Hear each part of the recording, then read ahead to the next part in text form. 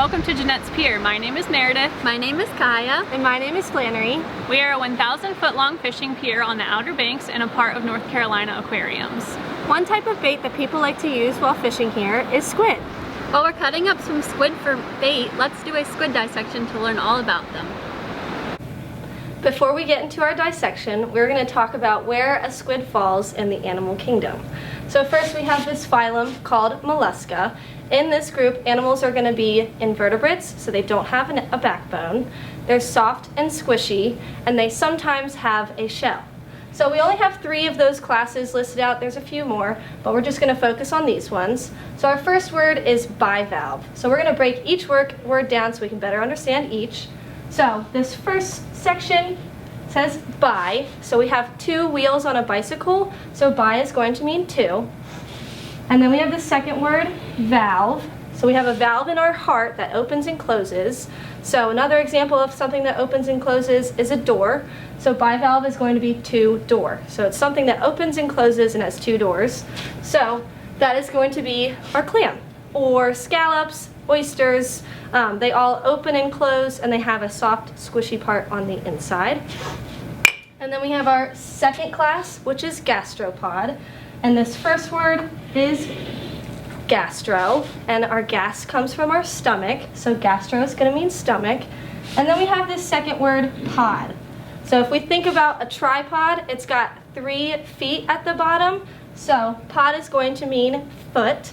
And then we see a second pod in our third word, cephalopod, so that is also going to mean foot. And then we have this other word, cephalo. So a good way for me to remember this is we have the word halo in here. And where does a halo go? It goes on our head. So this one's going to be head, foot. So we know gastropod means stomach, foot. So this is an animal that's going to crawl around on its stomach. So that's going to be our snails. So this is a whelk snail, and he'll crawl around on the ocean floor on his stomach. And then we have cephalopods, which we know means head, foot. So this means there's going to be a head attached to a bunch of feet. So in this group is going to be our squids, octopus, cuttlefish, and an animal called a nautilus. So now that we've learned all about this, we are going to now move on to our dissection. Here we have our squid, and we're going to start going through the steps of our dissection. Okay, so at the top of the squid here we have this section called the mantle. The mantle is what holds all of their internal organs. At the top of the mantle they have 2 fins, and then on the mantle itself are these tiny little polka dots, which are called the chromatophores, and those help the squid camouflage. So right now we have the dorsal side of the squid facing up. I'm just going to flip them over so that now the ventral side, or the belly side, is facing up. At the bottom of the mantle on the ventral side is called a siphon.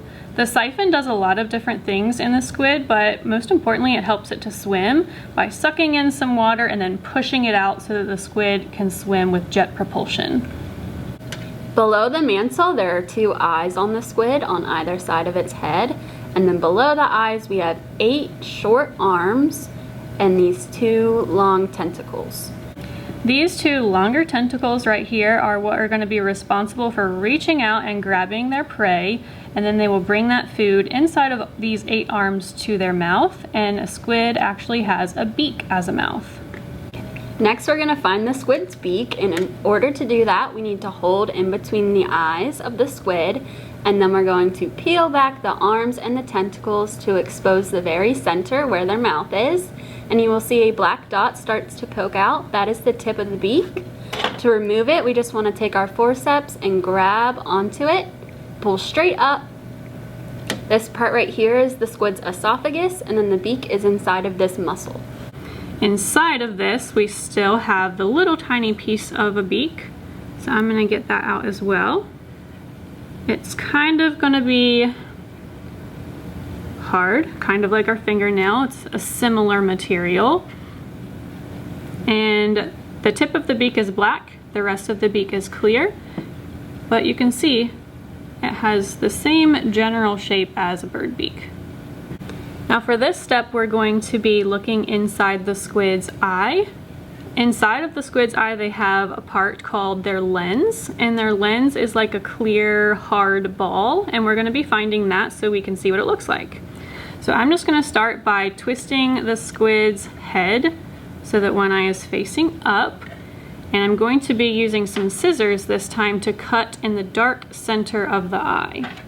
I'm just going to open my scissors all the way, cut a slit right down into the dark purple center, and I'm gonna want to make sure it goes all the way through, just like that. Now, towards the top, there will be the lens starting to poke out. I'm just gonna pinch it. It's the only hard part inside of their eye, so I'm gonna be able to feel it between my two fingers. So I'm gonna pinch the squid's eye, and I'm gonna feel for something hard. I'm gonna set it right here on the tray. It's kind of covered in some pigment right now, but that is the squid's lens. Next, we're gonna find out if our squid is a male or female. So in order to do that, we need to make sure our squid is laying with its siphon pointing up. And then we're going to cut from the end of the mantle to the very top. So I'm just gonna take my scissors, put them inside the mantle, cut all the way to the top. Now that we have cut, we can open the mantle from both sides and expose all the internal organs. Now let's take a closer look and see if our squid is a male or a female.